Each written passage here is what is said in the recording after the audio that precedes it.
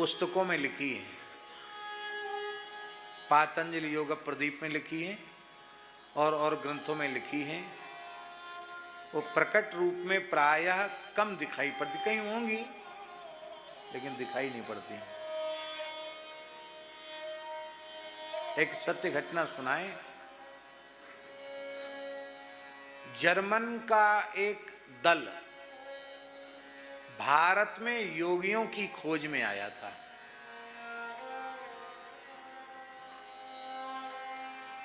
जहां जहां उन्होंने सुना बड़े योगी हैं, वो दल पहुंचा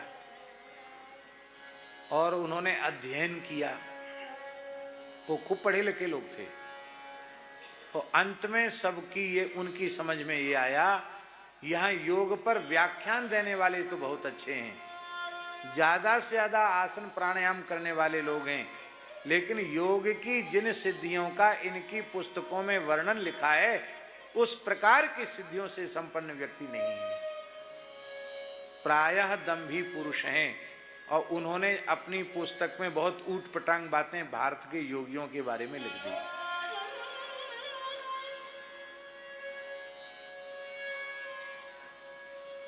तब किसी ने कहा कि बक्सर में श्री खाकी बाबा सरकार नाम के एक महात्मा हैं, बड़े योगी हैं, तुम लोग उनके पास जाओ। ये सत्य घटना है। तो जर्मन का जो दल था वो उनके पास गया। पूज्य बक्सर वाले मामा जी के गुरु जी की घटना है।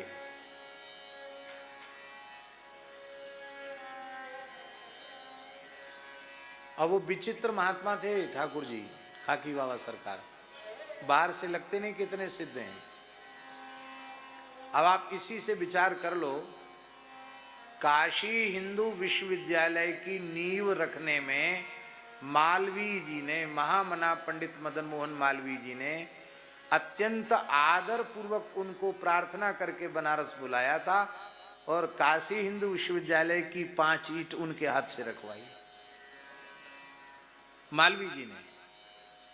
अब वो उधर की भोजपुरी भाषा बोलते थे, तो काहो मलविया ऐसे बोलते थे, मालवीय जी को मलविया बोलते थे। तो वहाँ के जो विद्वान थे काशी को, उनको बड़ा खराब लगा कि किस पागल को ले आए, आपको सभ्यता से बात भी नहीं करता। तो मालवीय जी ने कहा, इनका तिरस्कार मत कर देना, ये संत वेश में साक्षात हनुमान जी है। ये मालवीय जी ने उनके लिए कहा था। बहुत ऊंचे योगी, बड़े ऊंचे सिद्ध थे श्री खाकी बाबा सरकार। और त्रिकालदर्शी तो बड़े अद्भुत थे। उन्होंने कहा, खाकी बाबा सरकार ने, वैसे तो वो संस्कृत भी नहीं, सामान्य संस्कृत जानते होंगे, हिंदी बोलते, हिंदी भी नहीं बोलते थे, भोजपुरी बोलते थे। और उनके पास वाले लोग ज़्यादा पढ़े लिखे नहीं थे, तो जर्मनी वालों की बात समझ नहीं पा रहे थे ठीक से। तो बाबा ने सबको हटा दिया और खाकी बाबा सरकार उनसे जर्मनी में बात करने लग गए।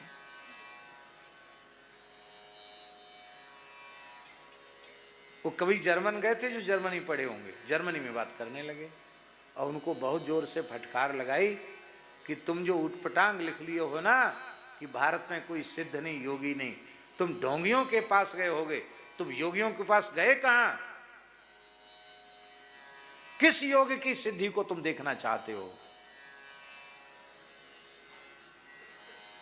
तो उन्होंने कहा, योगी लोग हमने सुना जल के ऊपर गमन करते थे, भादों की गंगा जी चढ़ी हुई थी और वो गंगा जी पर ऐसे चले गए जैसे कोई जमीन पर चलता है, पल्ली पार तक चले गए। 1.5 किलोमीटर गंगा जी का पाठ था। उसके बाद बोले, योगियों का 5 तत्वों पर अधिकार होता है, वैज्ञानिक बोले। और आश्चर्य की बात तो ठाकुर जी ये हुई कि उन वैज्ञानिक, उस दल ने कैमरे से महाराज का फोटो लिया गंगा जी की धार पर चलते हुए। आज भी फोटो है सुरक्षित। इसके बाद का योगियों का जल पर अधिकार होता है। तब आपने कहा, ए गंगिया, गंगा जी को, ए गंगिया, ये हम पल्ली पार जाना चाहते, थोड़ा रास्ता दो ना। तो इतनी बड़ी गंगा जी की बीच में से जगह खाली हो गई पानी की। अब वो पैर रखते हैं उतना पानी वहां से हट जाता है।